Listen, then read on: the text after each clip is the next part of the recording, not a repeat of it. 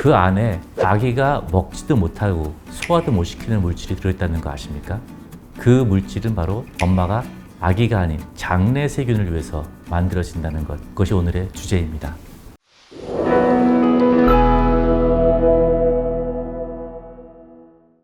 안녕하세요.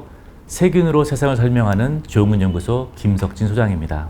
여러분, 모유가 분유보다 좋다, 모유가 아기 건강에 좋다, 이런 거 잘 아시죠? 특히나 그 모유는 아기가 전적으로 생존을 위해서 의지하는 그런 영양성분이기 때문에 아기에게 필요한 모든 걸 가지고 있어야 되죠. 그래서 엄마는 아기를 위해서 모든 걸 쏟아부어서 모유를 만들어내는데, 그 안에 아기가 먹지도 못하고 소화도 못 시키는 물질이 들어있다는 거 아십니까? 그 물질은 바로 엄마가 아기가 아닌 장내 세균을 위해서 만들어진다는 것. 그것이 오늘의 주제입니다. 모유는 크게 성분이 세 가지가 있다고 보시면 될 것 같아요. 첫 번째로는 영양성분, 모든 영양을 담고 있죠. 두 번째가 면역성분, 세 번째가 미생물 성분인데 하나씩 한번 알아보도록 하겠습니다. 일단 영양성분을 보면은 말씀드린 것처럼 아기가 100% 전적으로 생존을 위해서, 성장을 위해서 의지하는 거기 때문에 모든 걸 다 가지고 있어야 됩니다. 그래서 여러분들이 잘 아시는 3대 영양소, 탄수화물, 단백질, 지방 들어있고요. 그리고 수분 매우 중요하죠. 그래서 이런 컴포지션을 보면은 수분이 모유에서 약 87%에서 88% 정도 들어있다고 하고요. 한 7%가 탄수화물, 지방이 약 3.8% 들어있다고 합니다. 1%가 단백질, 그리고 주 영양소뿐만 아니라 미량 영양소, 비타민과 미네랄도 모든 것들이 필요한 것들을 담고 있다고 알려져 있습니다.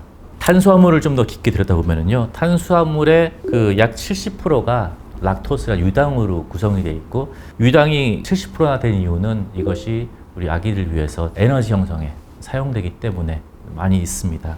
나머지가 HMO, Human Milk Oligosaccharide인데요, 엄마로부터 나오는 그 밀크, 그 안에 들어있는 올리고당이라고 보시면 될 것 같습니다. 탄수화물에서 두 번째로 많은 양을 차지하고 있다고 해요. 서두에 말씀드린 것처럼 이 물질은 아기를 위한 게 아니고 장내 세균, 건강한 장내 세균을 키우기 위해서 엄마가 그 노력을 해서 만드는 물질이라는 그런 아주 그 흥미로운 물질인데요. 이것은 프리바이오티스 기능을 하기 때문에 의미가 있습니다. 아기는 직접 소화를 못 시키지만은 비피도박테리아 같은 그런 좋은 유산균들이, 유익균들이 성장하는데 필요한 영양분으로 사용되고, 궁극적으로는 그 사용된 물질, 발효된 물질들이 아기의 건강에 도움을 줄 수 있는 그런 역할을 담당하게 되죠.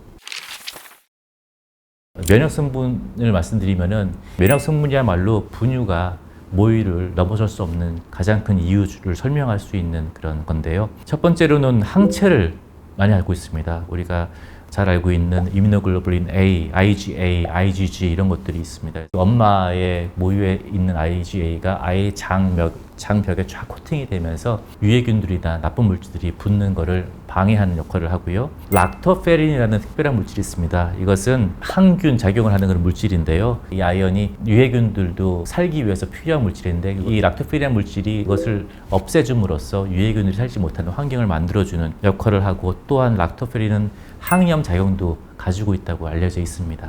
그리고 또 사이토카인, 염증을 컨트롤하는 사이토카인, 그리고 성장인자 이런 것들도 엄마의 모유를 통해서 들어오게 돼 있고, 지방산이나 다양한 호르몬도 엄마의 몸으로부터 모유를 통해서 함께 전달됩니다. 그래서 단순히 모유는 영양성분만 주는 게 아니라 면역성분도 준다는 것이 중요한 포인트입니다. 특히나 초유가 아주 중요하다고 알려져 있죠.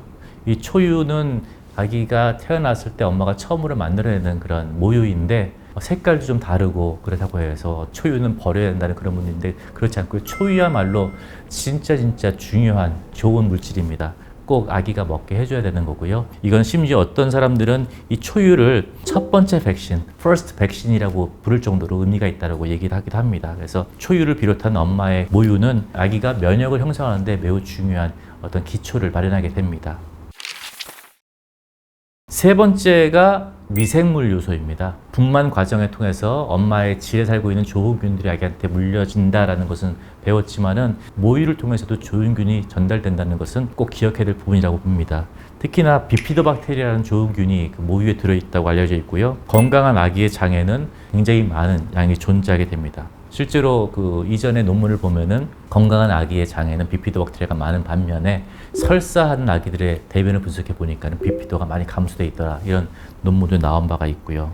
그리고 또한 이렇게 아기가 엄마의 젖을 물고 함께 아기가 있는 때는 또 옥시토신이라는 물질, 사랑 호르몬이라고 불리는 물질도 함께 분비가 돼서 엄마한테도 좋고 아기한테도 이로운 그런 기능을 한다고 또 알려져 있습니다. 그래서 모유가 중요하다는 건 누구나 잘 알고 있습니다. 굳이 어떤 교육이나 자료가 필요 없이 상식적으로 충분히 유추가 가능한 부분인데 모든 엄마가 아이에게 모유를 줄 수 있는 건 아닙니다. 어떨 때는 모유가 충분히 만들어지지 않기 때문에 그렇고 또 아니면 이 엄마가 무슨 약을 먹어야 되기 때문에 아기한테 모유를 못 주는 경우도 있죠. 그래서 분유가 이때서 사용됩니다. 그래서 그 소스가 엄마로부터 오는 게 아니라 소에서 온 것을 가공해서 만드는 거기 때문에 영양분은 골고루 있지만은 방금 말씀드린 면역이나 미생물 그런 요소들, 그런 팩터들은 가지고 있지 못하죠. 그래서 이런 경우에는 실제로 프로바이오틱스를 통해서 좋은 균을 전달하는 그런 노력들이 있습니다.